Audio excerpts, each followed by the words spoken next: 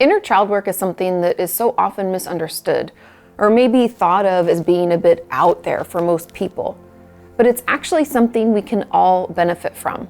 And if you're new here, welcome. My name is Kati Morton and I'm a licensed marriage and family therapist.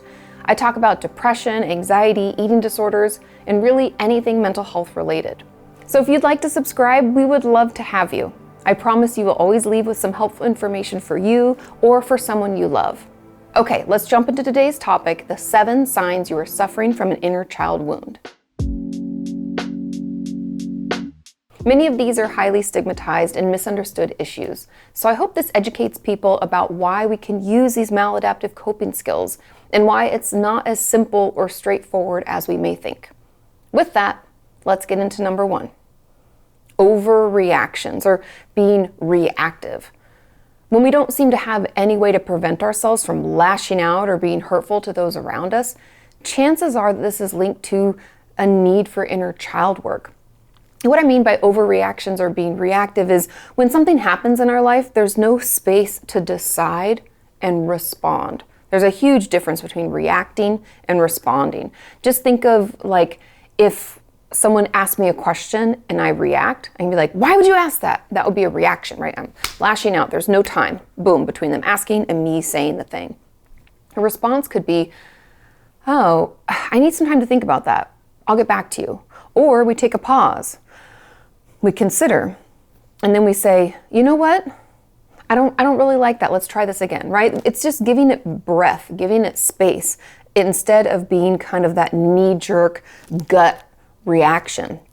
And when we're overly reactive, meaning that this is happening all the time, I like to think of this as, you know, those days when it just seems like everything's going wrong and everybody pisses you off, like on your way to work, somebody cuts you off. You ordered your Starbucks and they made it wrong and everything is just going wrong. And by the time we get to work, we're just like, if one person doesn't, we just like have no tolerance left.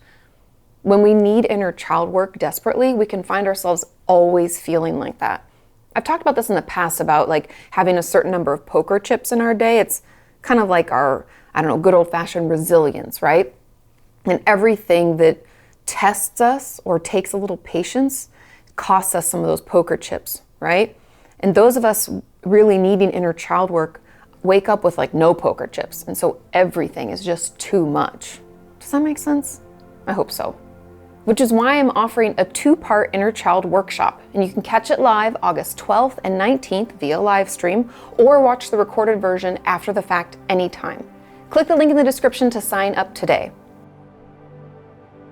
Sign number 2 is us having attachment issues. And I call it attachment issues because this could mean that we're overly attached, meaning we meet someone for the first time, we can overshare, we can think they're our best friend or the love of our life, we can quickly, attach. I want to fill that void, right? Or we can struggle to attach at all. We can isolate, push people away. I don't want anybody getting too close because if they get too close, then they could hurt me. These attachment issues are a really clear indicator, what I'd call like a red flag, that we do need to do some of that inner child work. Because if we think about inner child work, it's really us acknowledging a younger version of us, like going back in time, like we go back in time, we get to connect with our younger self and see what they're going through, hear their struggles. And maybe our parents weren't reliable, or possibly they were like helicopter parents. Both of those extremes can lead to us having these attachment issues later in life. And so it's going to be key for us to go back in time to hear us out at that younger age. I know that's kind of woo-woo, but it'll make sense. We'll keep moving through it. And if you have any questions, feel free to leave them in the comments. The next sign we may be suffering from an inner child wound is having difficulty in relationships with others. When we don't heal from these early relationships, this is usually with a parent or, maybe our grandmother, whoever our primary caretaker was. When we don't heal from those relationships, we can keep acting out of those same patterns or narratives, hoping it's going to turn out differently the next time. And unfortunately, it's not. And when I say patterns or narratives, a really important part of this work is going to be looking back on old relationships that we've had. This could be with our parents or a close family, but that might be a little too triggering. It can be helpful really to look back on friendships that have ended or people we've dated where it didn't quite turn out right, can we look back on those and see if there is a pattern to it? Like, let's say my pattern is that no one in my family ever expresses upset, and we stuff it deep down and we act in passive aggressive ways to kind of navigate. Okay, so if I look back on my relationships, do I see those same things happening? Do I act in passive aggressive ways? Do I struggle to communicate what I'm feeling? Going back and looking at those relationship patterns can help us acknowledge them and then work to not keep repeating it. And other ways that this can show up in our relationships is through things like people pleasing, right? If we have an inner child wound, we can often think, if you don't remember, I had a video a while ago about fight, flight, freeze, and fawn. And fawning is one of those stress responses we don't talk about a lot. And that's essentially when we people please with the hope of not getting harmed again. And so that could be part of, if we grew up in an abusive household, we could have fawned as a way to protect ourselves. And even though we might not be in an abusive relationship now, we can find ourselves like knee-jerk people pleasing around others because it's the only way we know how to feel safe. So notice if you're doing that.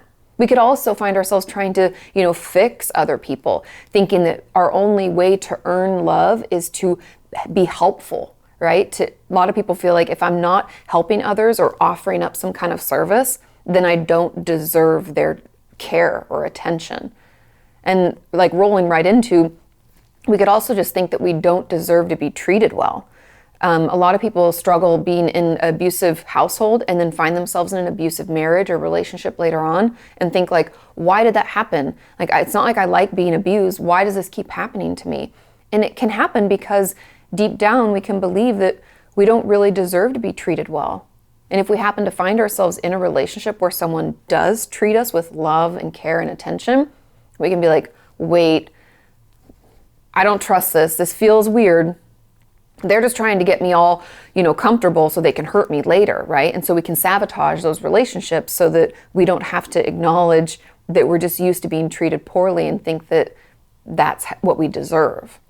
We can also feel like we have to earn love from others, meaning that, again, like I was saying, we don't just by being us, it's not enough. We have to be giving something else. We have to be offering a service or be doing something to help them or to fix them, right? We have to do that in order to receive. It's not just that we, as a person, we all deserve to be loved, right? We don't have that belief. And so just consider how some of your old past relationships have affected you and notice how it's playing into your relationships now.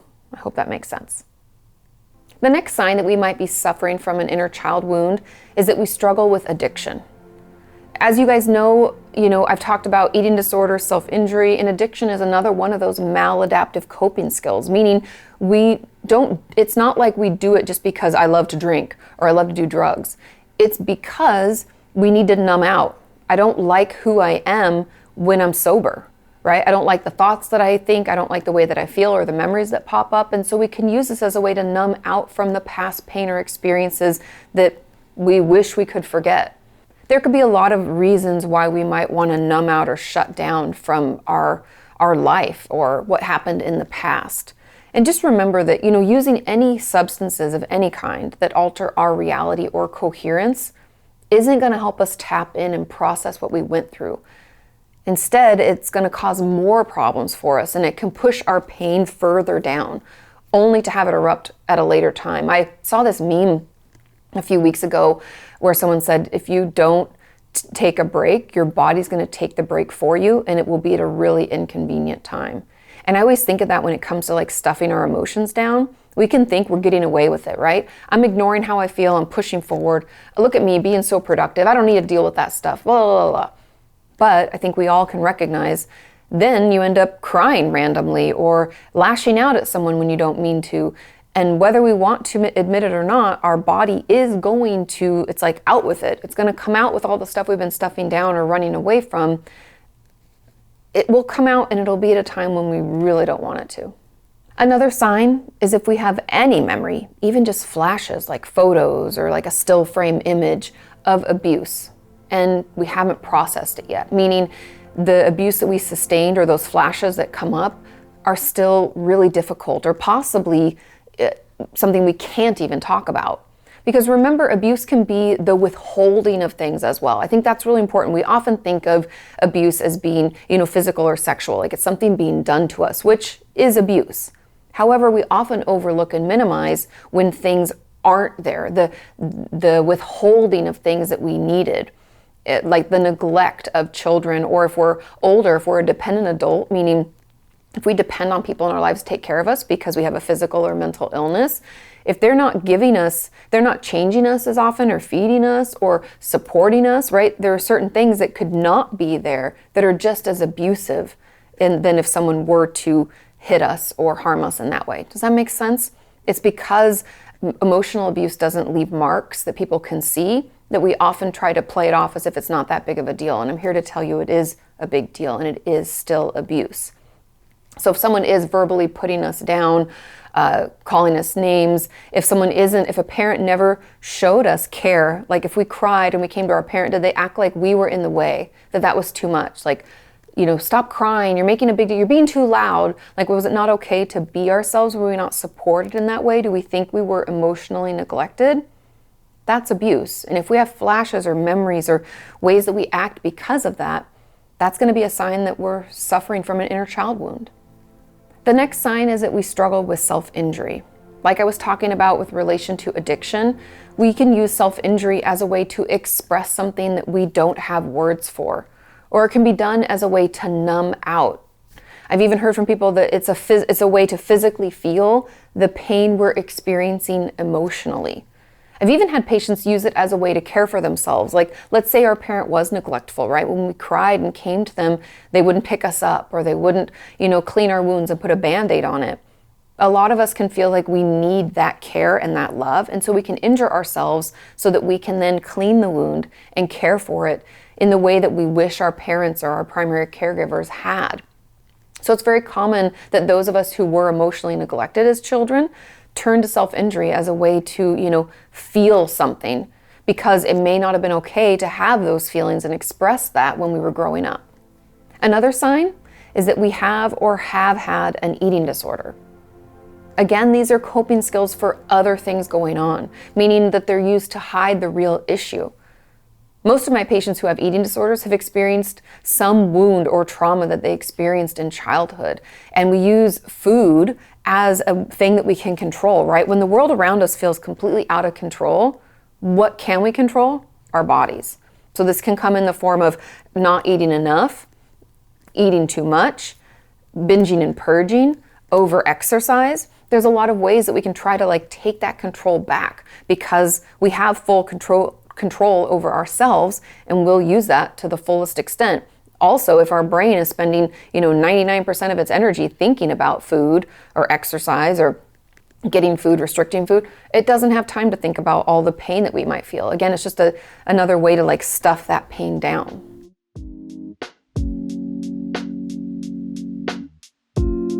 So how do we heal? Well, along with joining my inner child workshop, you can pick up various books on inner child work and get back in touch with younger you, with the goal of letting him or her feel seen, heard, and understood, and most importantly, cared for.